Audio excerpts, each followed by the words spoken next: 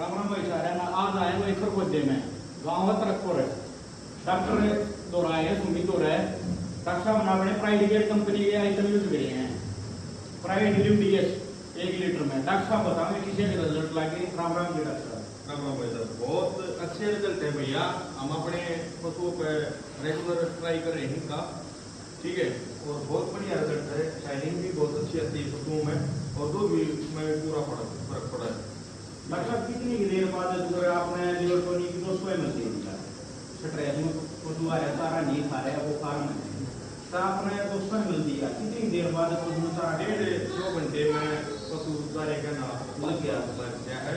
और सबसे बढ़िया बात यह है तो पशु गर्मी के कारण खोखण लग गया है, मुँह दराल डाल लग गया है, उसका आप 200 ml दो इसने, बहुत बढ़िया रिजल्ट है। आप देखोगे कि बिल्कुल ही मुंह से गेड़ी बंद कर देता है, ठीक है। गर्मी का कोई मतलब नहीं है, साथ साथ में लीवर टॉनिक का भी काम बढ़िया।